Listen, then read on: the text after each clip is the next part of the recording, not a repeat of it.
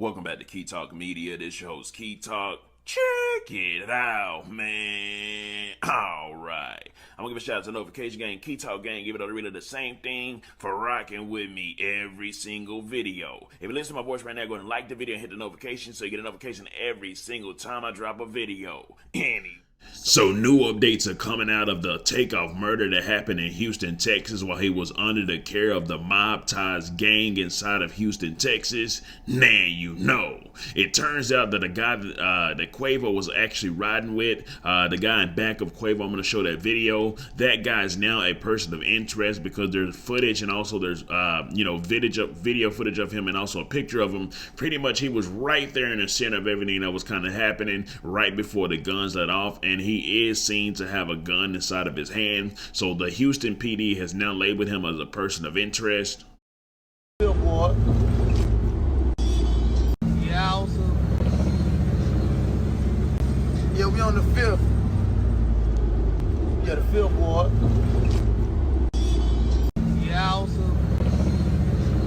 Anyways, now a whole lot of people of the internet, especially on Twitter, has been going in on the Prince family and the whole Mobties gang that's out of Houston. You're talking about pretty much everybody's been saying, what in the blue hell? It seems like so many people keep dying inside of Houston after playing dice games. We had Duke the Jeweler that played a dice game with the Prince family or whichever one of his sons, and they ended up dead. And now we've got the whole incident with Takeoff. If they run the city so much and if they all this big powerful mob gang or whatever they are out in Houston, why in the blue hell is everybody keep dying after they hanging out with them or during the time where they hang out with them? Man, one of the Thots that was actually hanging out with, Quavo, Takeoff, and also the Prince family, Mobties gang and everything.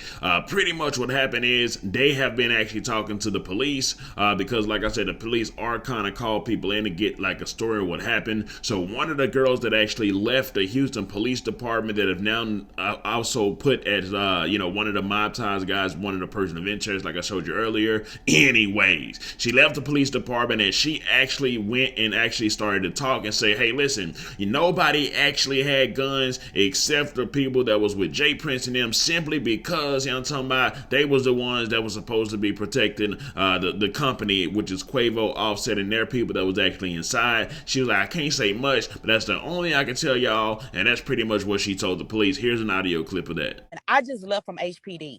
First of all, in order to be around Jazz Prince, you have to be searched. None of us had guns, but Jazz people had guns. Okay. Takeoff and Quavo was basically trying to be the mediator between the people who were arguing. The only people who had firearms that night was the camp who protect Jazz. That's all I'm gonna say.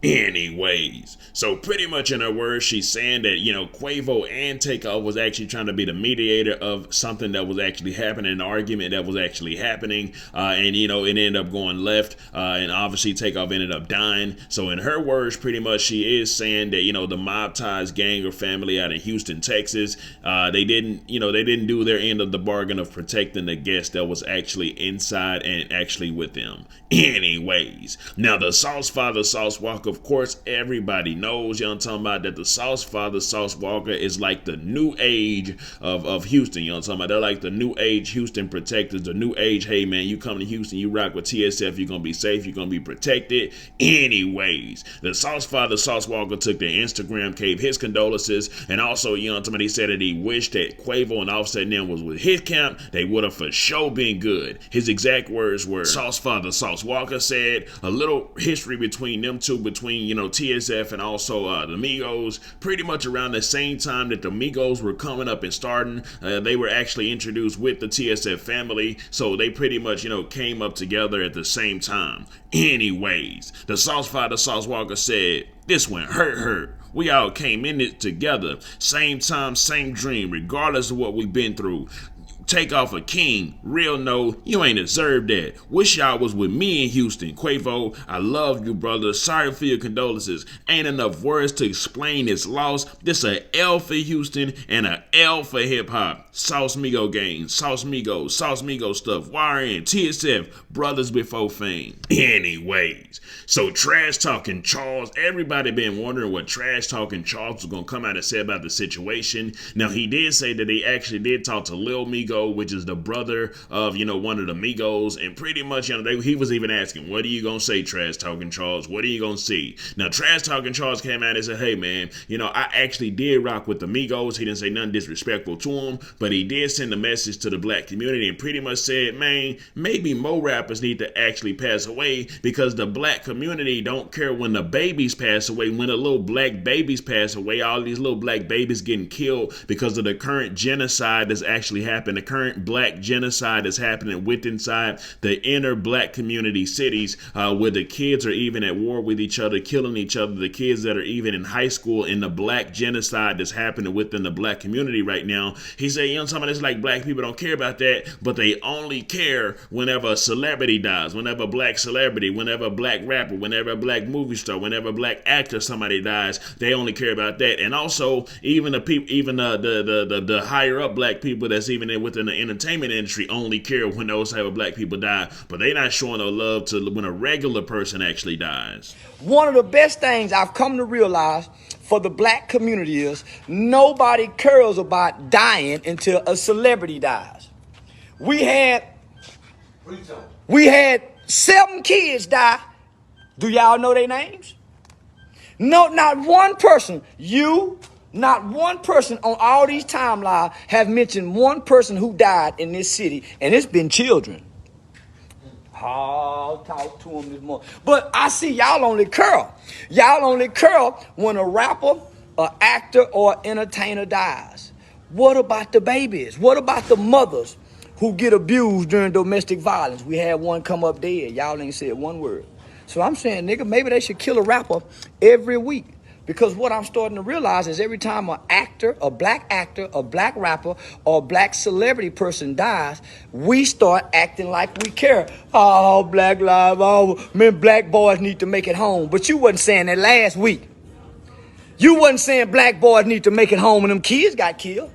Now that's your favorite actor. So, man, God, keep killing them, God. Keep letting them. Because I just want y'all to know, rich people don't go to heaven, y'all.